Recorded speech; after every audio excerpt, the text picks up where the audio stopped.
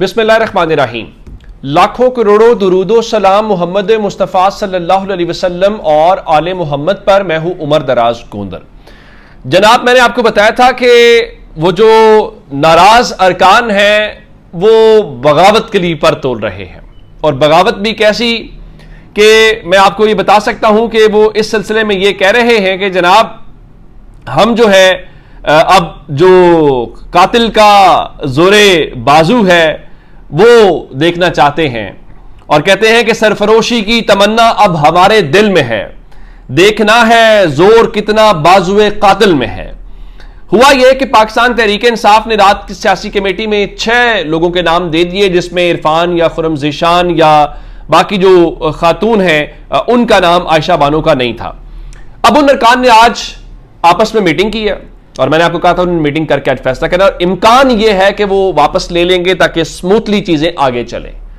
उन अरकान ने आज ये फैसला किया है कि वो कागजाते नामजदगी वापस नहीं लेंगे, वो इलेक्शन लड़ेंगे। और वो इलेक्शन क्यों लड़ेंगे, इस हवाले से इस मीटिंग के बाद उनका कहना यह है कि भाई ये बात हम दस्तबरदार नहीं हो रहे, और मसला यह है खुरम ज़ीशान के मुताबिक बात जो है वो सेनेट इलेक्शन से बहुत आगे निकल चुकी है। अब क्यों आगे निकल चुकी है, उस सिलसिले में इरफान सलीम का, जिन्होंने पहले कहा कि जोरे बाजू हमने देखना है, तो वो जोरे बाजू को लेकर ये कह रहे हैं कि बुनियादी तौर पे हम इस्टेब्लिशमेंट और इनके गठजोड़ के इस गंदे खेल का हिस्सा नहीं बनेंगे, और उनके मुताबिक हम इमरान खान के नजरिए के तहफ़्फ़ुज़ की खातिर आखिरी बॉल तक जाएंगे। अब इसका क्या मतलब है या वो क्यों कह रहे हैं, ये बड़ी एक इंपॉर्टेंट बात है। और आज ही, और उनको यकीन किस बात का, मैंने आपको पिछली वीडियो में बताया था कि पाकिस्तान तहरीक इंसाफ के MPA जो हैं शकील खान, उन्होंने आज ही पश्तो ज़बान में कहा था कि मेरा वोट इरफान सलीम के लिए है। तो आखिर क्या वजह है कि इरफान सलीम के हवाले से ये बातें हो रही है। इरफान सलीम कह रहे हैं कि हमने मेंबरान असेंबली को भी बता दिया है कि आप ये वोट और ये असेंबली इमरान खान के नाम से मुंतखब हुए हैं, और इसके अलावा किसी और की कोई अहमियत नहीं है। तो अब जो खुरम ज़ीशान है वो कहते हैं जी इमरान खान की रिहाई को छोड़ के सिर्फ सेनेट इलेक्शन की बातें कर रहे हैं,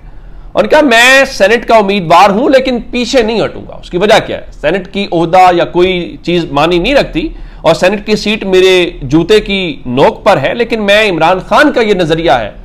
कि मैं सरेंडर नहीं करूंगा और लड़े बगैर नहीं जाऊंगा। और फिर उन्होंने ये इंकिशाफ किया है कि मुझे लालच भी दिया जा रहा है और मुझे धमकियां भी दी जा रही हैं, लेकिन उनका जी हम मज़ाहमत वाले लोग हैं, हम मज़ाहमत करेंगे, हम मुफाहमत किसी तौर के ऊपर नहीं करेंगे। उनका जी ये बिल्कुल जो है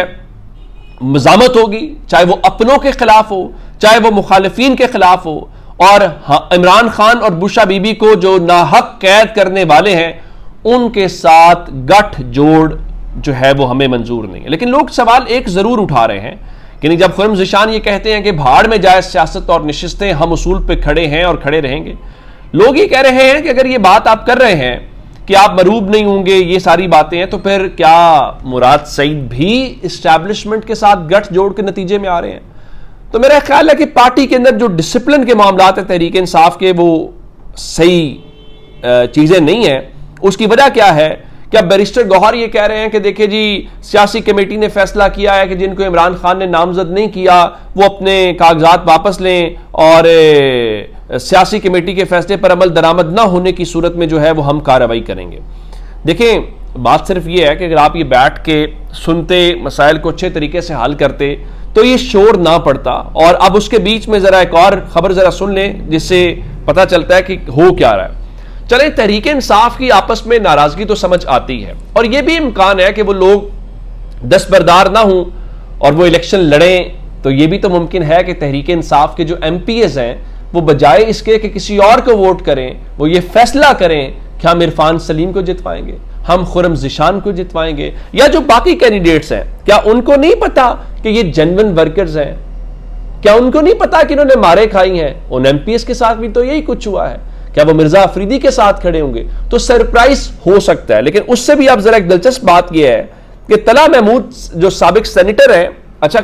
कमाल बात यह है कि ये वो लोग हैं जो कहीं ना कहीं से सेनेटर बन के आ जाते हैं। ये तला महमूद पहले जेयूआई फेस से सेनेटर बन के आते रहे हैं, अब वो पीपल्स पार्टी के कैंडिडेट हैं।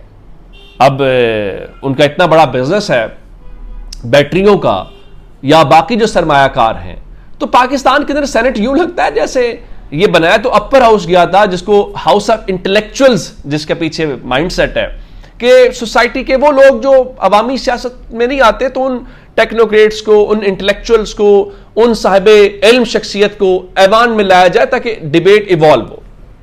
लेकिन अब अंदाजा कीजिए कि यह फैसला किया गया है और यह कहा गया है कि अगर तहरीक इंसाफ के नाराज अरकान जो हैं वो सेनेट के कागजात नामजदगी वापस नहीं लेते, तो फिर खैबर पख्तूनख्वा की हुकूमत और अपोजिशन मिलकर इन नाराज अरकान के खिलाफ इलेक्शन लड़ेगी। यानी हुकूमत और अपोजिशन एक पेज के ऊपर होंगे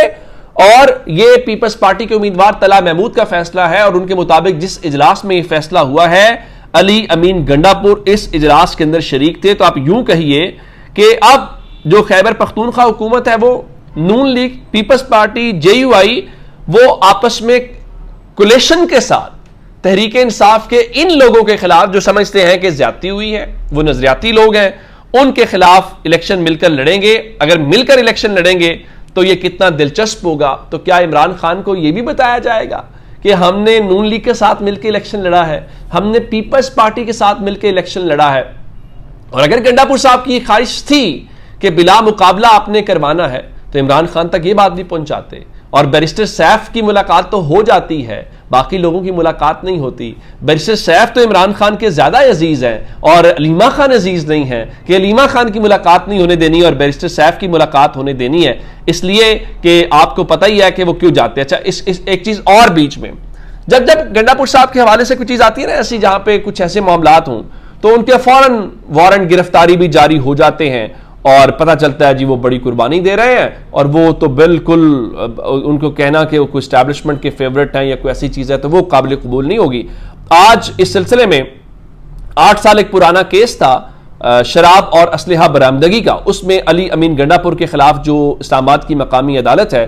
उसने उनके हवाले से वारंट गिरफ्तारी जारी किए हैं और ये कहा है कि वो 21 जुलाई को, जिस दिन सेनेट का इलेक्शन भी है, उस दिन पेश होकर 342 का बयान रिकॉर्ड कराएंगे। उनके पास आखिरी मौका है। अगर अली अमीन ने बयान रिकॉर्ड न कराया तो अदालत जो है वो फैसला सुना सकती है। अगर दूसरी सूरत में बयान रिकॉर्ड भी करा दें तब भी जल्द फैसला हो सकता है और अगर उनको ये सजा हो गई तो वो नाअहल हो सकते हैं और इस बारे में उनकी साथ ही जो एमपीशिप है और वजारत आला जा सकती है। तो यूं लग रहा है कि जैसे ये वाला जो केस है, उस केस में एक चीज और भी इंपॉर्टेंट है, वो ये है कि अली अमीन गंडापुर को वक्त के साथ साथ ये बताया जाना भी मकसूद है कि आप आजाद तो हैं लेकिन आप इतने आजाद नहीं हैं कि आप अपनी मर्जी और मंशा के मुताबिक चले। और पाकिस्तान की सियासत में होता है, जो सियासतदान बेचारा होता है उसको अदालतों के जरिए, उसको इलेक्शन कमीशन के जरिए, किसी और चीज के जरिए काबू रखा जाता है कि जब जब वो आजाद सियासत करना चाहे या वो सियासतदान बनना चाहे तो उसको बताया जाए कि सिस्टम की चाबी आपके पास नहीं है, चाबी हमारे पास है। सिस्टम एक खिलौना है, उस चाबी के अकॉर्डिंगली जब हम चाबी देंगे तो खिलौना जो नाच है वो करना शुरू कर देगा। तो वक्तन फवक्तन ये सब के लिए होता है कि पुरानी फाइल झाड़ छाड़ के निकाल ली जाती है और जब चीज़ें ठीक हों तो फिर जिस तरह यूसुफ रजा गिलानी बरी हुए हैं और जिस तरह नवाज शरीफ साहब आए और उनको उनकी बायोमेट्रिक एयरपोर्ट के ऊपर ही हो गई, तो फिर सारी चीज़ें वो भी हो जाती है। लेकिन द पेज सेम होना चाहिए। अपना बहुत सारा ख्याल रखिएगा। खुदा हाफिज।